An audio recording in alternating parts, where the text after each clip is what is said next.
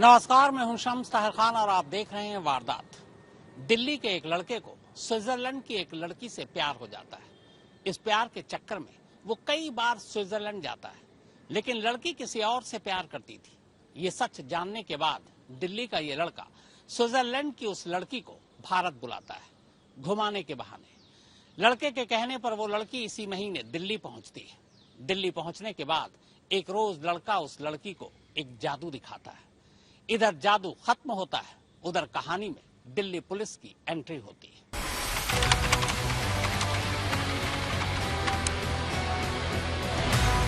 सुबह का वक्त था। एक दूध वाला कॉलोनी में रोजाना की तरह घर घर दूध पहुंचा रहा था।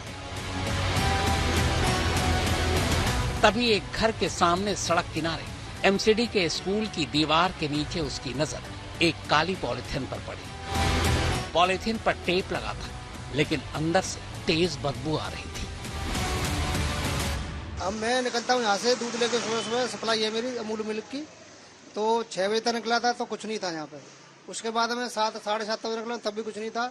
ये 8:20-25 के बीच में कोई गाड़ी से आया, बताते हैं, यहाँ बोर्ड डाल के चला गया। दूध वाले को पॉलिथीन देखते ही अंदाजा हो चुका था कि अंदर कोई लाश है। घबराए दूध वाले ने जिस जगह लाश पड़ी थी उसके ठीक सामने वाले मकान में रहने वाले लोगों को इसकी जानकारी। 8:15 साढ़े 8 के बीच में मेरी बहू निकली दूध लेने के लिए। दूध वाला नीचे आता है, उसी ने देखी और फिर शोर में जाके हमको अंदर बताया, मम्मी हमारे घर के सामने कोई लाश फेंक गया है। हमने तो पहले सोचा कोई बच्चे क्योंकि दिन दिहाड़े कौन फेंकता है। बाद में जब आई तो एक लेडीज थी और पन्नी काले रंग के ऊपर से ढकी हुई थी, उस पर टेप लगी हुई थी। अब ये तय हो चुका था कि कॉलोनी के अंदर एक लाश पड़ी है, लिहाजा फौरन पुलिस को इत्तला दी गई। पुलिस के तमाम आला अफसर 9 बजने से पहले मौके पर पहुंच चुके थे। उन्होंने पूरे इलाके की घेराबंदी कर दी। एसीपी आया, डीसीपी आया, नाकाबंदी करी, यहाँ से वहाँ से चारों तरफ से। हम बाहर खड़े थे, हमको भी बोला अंदर जाओ। किसी को देखने नहीं दिया और सारी कार्रवाई करके फिर उसको पुलिस की वैन आई, उठा के ले गए। शुक्रवार की सुबह तकरीबन 8 साढ़े 8 के आसपास एक शख्स गाड़ी लेकर पहुंचता है सेंट्रो और यहीं पर उसने एक बॉडी फेंकी और फिर मौके से फरार हो जाता है। पॉलिथीन का टेप खोलते ही अंदर से एक महिला की लाश बाहर निकलती है। हालांकि लाश बुरी तरह से सड़ चुकी थी, लेकिन उसके कपड़े और हुलिये से साफ पता चल रहा था कि लाश किसी विदेशी महिला की है। पुलिस की टीम लाश उठाकर उसे पोस्टमार्टम के लिए अस्पताल भेज देती है। हालांकि लाश और पॉलिथीन की तलाशी में ऐसी कोई चीज नहीं मिलती जो महिला की पहचान का पता दे। अब पुलिस के सामने सबसे पहली चुनौती महिला की शिनाख्त की थी। इसी दौरान जिस जगह ये लाश पड़ी मिली, ठीक उसके करीब ही एक दीवार पर लगे बोर्ड पर पुलिस की नजर पड़ती है। बोर्ड पर लिखा था, आप सीसीटीवी कैमरे के अधीन। और यहाँ पर जहाँ पर आप देख सकते हैं एक बोर्ड लगा है कि आप सीसीटीवी की निगरानी में है। ठीक उसी जगह नीचे यहीं पर शुक्रवार की सुबह तकरीबन 8 साढ़े 8 के आसपास एक शख्स गाड़ी लेकर पहुंचता है सेंट्रो और यहीं पर उसने एक बॉडी फेंकी और फिर मौके से फरार हो जाता है। सीसीटीवी वाला बोर्ड देखकर पहले तो पुलिस को इस बात पर यकीन ही नहीं हुआ कि कोई कातिल इतना बेवकूफ कैसे हो सकता है कि जहां सीसीटीवी कैमरे की खबर बोर्ड पर सरेआम टंगी हो, उसी के नीचे जाकर वो लाश को फेंका। खैर, अब इसी बोर्ड के सहारे पुलिस ने मौका वारदात के इर्द गिर्द तमाम सीसीटीवी कैमरे को खंगालना शुरू किया। आखिरकार पहली कामयाबी एक कैमरे से ही मिली। कैमरे में सफेद रंग की एक सेंट्रो कार जिसका नंबर DL4CAQ 9281 है, कॉलोनी की गली में आते और जाते नजर आए। लोकल लोगों से पूछताछ करने पर पता चला कि ये कार उनके इलाके की नहीं है। अच्छी बात ये थी कि कैमरे में कार के साथ साथ कार का रजिस्ट्रेशन नंबर भी कैद हो चुका था। इसी रजिस्ट्रेशन नंबर के सहारे अब पुलिस कार के मालिक को तलाशती है। तलाश खत्म होती है कार डीलर पर जाकर। मगर पुलिस जब कार डीलर के पास पहुंचती है तो पता चलता है कि इसी महीने के पहले हफ्ते में एक लड़की ने कैश देकर ये कार खरीदी। कार डीलर के पास कार खरीदते वक्त लड़की का दिया आधार कार्ड मौजूद था। कार डीलर से मिले उसी आधार कार्ड के सहारे अब पुलिस सेंट्रो कार की नई मालकिन के पास पहुंचती है। पूछताछ करने पर पता चलता है कि वो लड़की एक सेक्स वर्कर है। कार खरीदने की बात वो कबूल करती है, लेकिन फिर बताती है कि उसने ये कार खुद नहीं खरीदी, बल्कि उसके आधार कार्ड पर ये कार उसके एक ग्राहक ने खरीदी।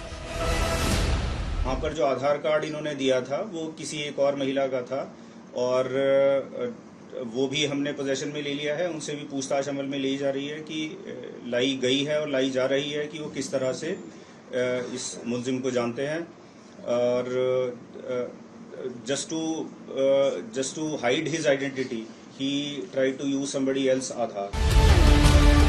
पुलिस अब उस लड़की के जरिए उस शख्स तक पहुंचती है जिसने लड़की के आधार कार्ड पर पुरानी सेंट्रो कार खरीदी। चूंकि वो शख्स इस लड़की का जानने वाला था, लिहाजा आसानी से उसका नाम और पता अब पुलिस के पास था। इसी के बाद पुलिस की एक टीम शुक्रवार को ही जनकपुरी पहुंचती है, एक जेब स्टोन डीलर के घर, और इसी के साथ 30 साल का गुरप्रीत अब पुलिस के शिकंजे में था। पुलिस उसे अपने साथ लेकर थाने पहुंचती है। थोड़ी ही देर में गुरप्रीत अब तोते की तरह बोलने लगता है और इसके साथ ही हाल के वक्त में कत्ल की एक अजीब कहानी सामने आती है। ये कहानी जितनी अजीब थी, कत्ल की वजह उससे भी कहीं ज्यादा अजीब। कहानी की शुरुआत होती है 2020 में। लोकेशन था स्विट्जरलैंड। गुरप्रीत तब स्विट्जरलैंड गया था, वहां उसके एक रिश्तेदार रहते हैं। इसी दौरान कुछ कॉमन फ्रेंड के जरिए एक रोज उसकी मुलाकात एक स्विस लड़की से होती है। लड़की का नाम था नीना बर्गर, उम्र यही कोई 30 साल। कुछ मुलाकातों में ही गुरप्रीत नीना को दिल दे बैठता है। इसके बाद वो 2-3 चक्कर स्विट्जरलैंड के और लगाता है। आखिरी दफा जब वो नीना से मिला तो उसने उससे अपने दिल की बात कह दी। तब नीना ने गुरप्रीत को बताया कि वो पहले से ही रिलेशनशिप में है। ये बात गुरप्रीत को बहुत बुरी लगी, लेकिन उसने नीना पर यह जाहिर नहीं किया। लेकिन दिल्ली लौटने से पहले उसने नीना को भारत आने की दावत जरूर दे डाली, इस वायदे के साथ कि वो उसे इंडिया में दिल्ली के अलावा मुंबई, गोवा, राजस्थान के साथ साथ आगरा में ताजमहल भी दिखाएगा। गुरप्रीत की साजिश से अनजान नीना 11 अक्टूबर को ज्यूरिख से दिल्ली आती है। गुरप्रीत उसे एयरपोर्ट पर लेने जाता है। इसके बाद वो उसे अपने साथ पश्चिमी दिल्ली के टैगोर गार्डन इलाके में मौजूद इसी वुड कैसल ग्रैंड होटल में ठहरा देता है। विदेश से आने के बाद महिला 10 दिनों तक इसी होटल में रुकी हुई थी टैगोर गार्डन के। यहाँ से गुरप्रीत उसे चेकआउट कराता है, फिर अपने साथ लेके जाता है। फिर उसने उसकी हत्या की। हत्या करने के बाद उसने सेंट्रो गाड़ी के अंदर महिला की लाश को रखा और फिर वो जनकपुरी बी ब्लॉक पहुंचता है। जनकपुरी बी ब्लॉक में उसने उस महिला गाड़ी अपनी पार्क कर दी जिसमें महिला की लाश थी और 3 दिनों के बाद वो वहां पर पहुंचता है और फिर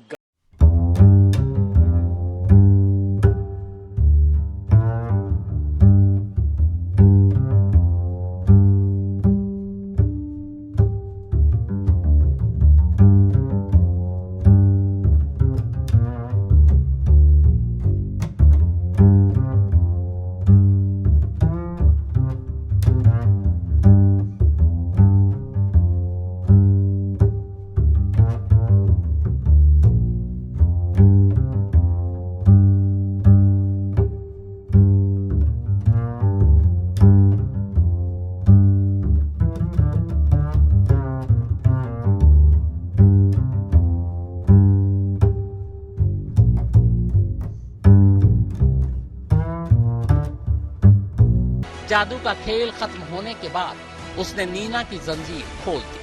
दरअसल गुरप्रीत का ये जादुई खेल भी उसी की साजिश का एक हिस्सा था। वो दरअसल नीना के कत्ल की रिहर्सल कर रहा था, वो भी खुद नीना के साथ, और नीना इससे बेखबर थी।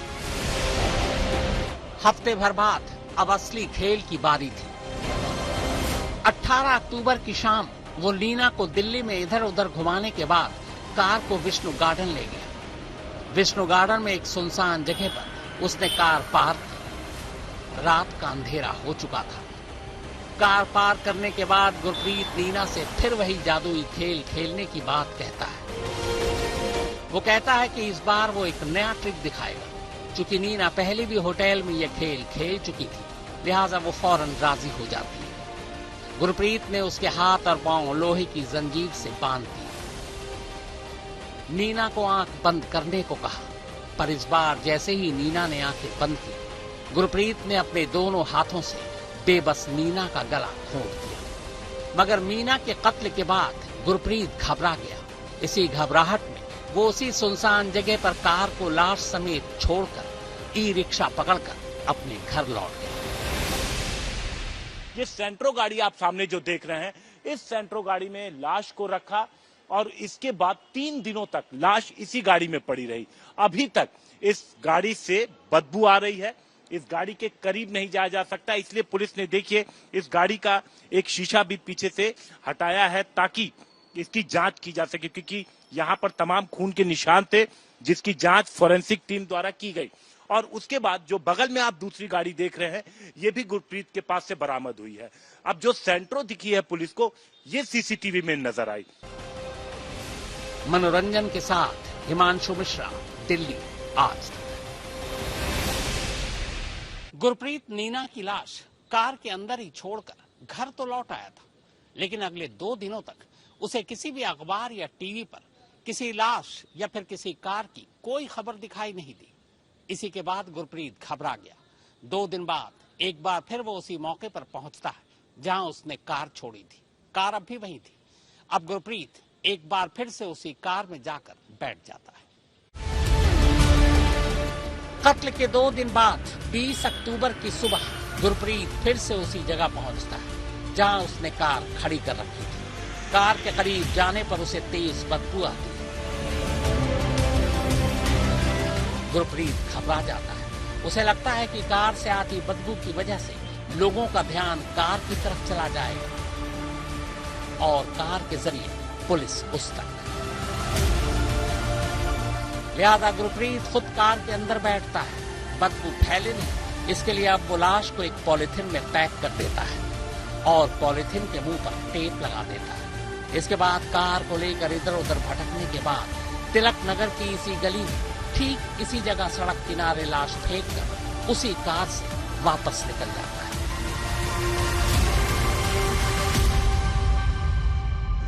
जो गाड़ियां रिकवर हुई हैं, जैसा कि मैंने कहा कि एक सस्पेक्टेड गाड़ी जो सेंट्रो हमें मिली थी, that has been used to dump the dead body. Gurpreet के खुलासे के बाद पुलिस जब उसके घर की तलाशी लेती है तो उसके घर से लगभग 2 करोड़ रुपए कैश मिलते हैं। तो क्या गुरप्रीत किसी गलत धंधे में भी शामिल था? चूंकि कैश ज्यादा था, इसीलिए दिल्ली पुलिस ने इनकम टैक्स डिपार्टमेंट को भी इसकी खबर दी।